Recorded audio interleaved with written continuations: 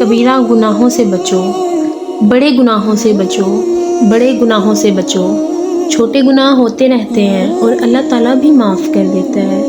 بڑے گناہوں سے بچو، وہ بھی معاف ہو جائیں گے، اللہ تعالیٰ درگزر کر دیتا ہے۔ توبہ کر لو، وہ معاف کر دیتا ہے۔ ماں باپ کی نافرمانی بڑا گناہ ہے۔ جس نے ماں باپ کو دکھ دیا اس پر اللہ کی لعنت ہے، فرشتوں کی لعنت ہے، زمین و آسمان کی لعنت ہے۔ نہ اس کی نماز قبول ہے، نہ روزہ قبول ہے، نہ صدقہ قبول ہے۔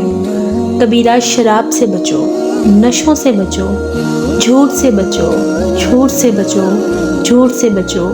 نبی کریم صلی اللہ علیہ وآلہ وسلم نے فرمایا، میرا امتی ہر گناہ کر سکتا ہے، ایک جھوٹ نہیں بول سکتا، ایک دھوکہ نہیں دے سکتا۔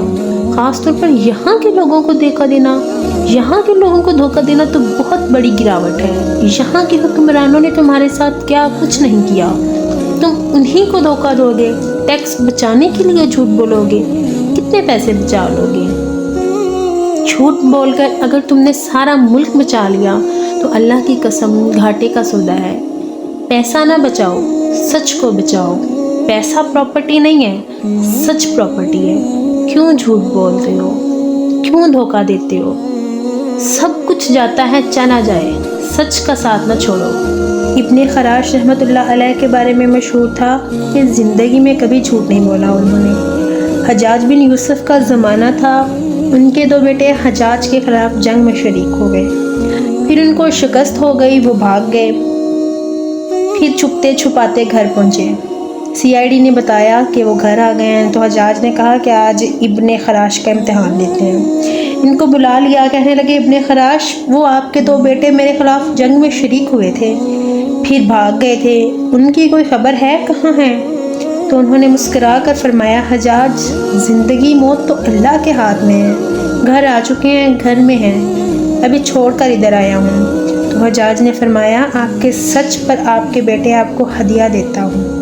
اگر تو جھوٹ بولتا تو پہلے تیرا سر اتارتا، پھر تیرے بیٹوں کا اتارتا۔ جاؤ، سلام ہے تیری سچائی کو، تیرے بیٹے تجھے مبارک ہوں۔ مسلمان جھوٹ نہیں بولتا۔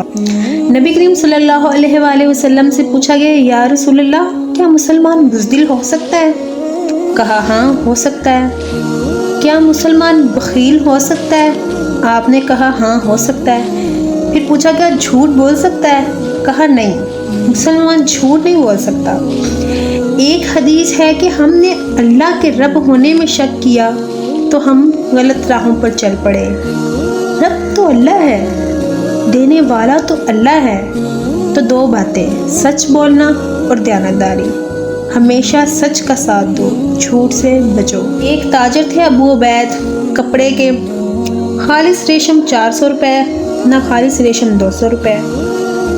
بچے کو بٹھا کر باہر نکلے، واپس آئے تو ایک آدمی تھان لے کر نیچے اتر رہا تھا، نہ خالص ریشم۔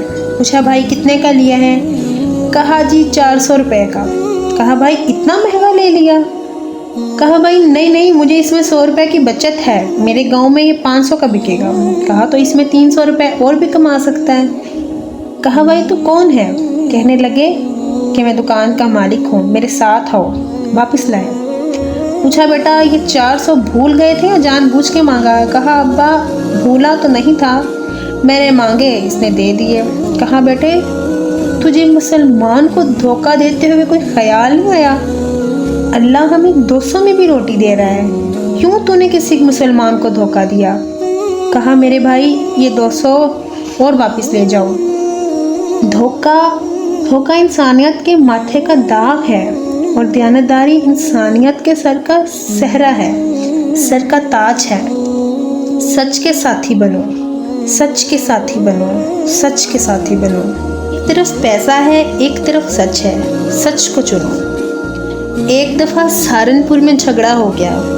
ایک جگہ تھی ہندوؤں کی، مسلمانوں نے اس پر قبضہ کیا ہوا تھا، تو ہندوؤں نے کیس کر دیا۔ انگریز کا زمانہ تھا، وہ مسجد بنانا چاہتے تھے، ہندو مندر بنانا چاہتے تھے، دونوں طرف بات تپی ہوئی تھی۔ تو جج نے کہا ہندوؤں سے، کوئی ایسا آدمی ہے جو گواہی دے دے تو تم اس کی گواہی کو قبول کر لو گے؟ اور مسلمانوں سے بھی پوچھا، تو ہندوؤں نے کہا جی مفتی مظفر حسین صاحب اگر گواہی دے دیں کہ زمین مسلمانوں کی ہے تو ہم زمین دے دیں گے۔ تو مسلمان بڑے خوش ہو گئے، مفتی مظفر حسین تو آخر مسلمان ہیں، آخر فیصلہ ہمارے حق میں ہی آئے گا۔ تھا ان کا قبضہ ناجائز، تو جب وہ عدالت میں تشریف لائے مسلمان بڑے اطمینان کے ساتھ کہ اب فیصلہ ہمارے حق میں ہی ہوگا، تو انگریز جج نے پوچھا جی مفتی صاحب آپ کیا کہتے ہیں؟ تو مفتی صاحب نے کہا دیکھیں جج صاحب یہ زمین ہندوؤں کی ہے، اس پر مسلمانوں نے قبضہ کیا ہوا ہے۔ تو مسلمانوں نے شور مچا دیا، گالیاں دینی شروع کر دیں، یہ یہودی ہو گیا، یہ یہودیوں والا بن گیا، یہ وہ۔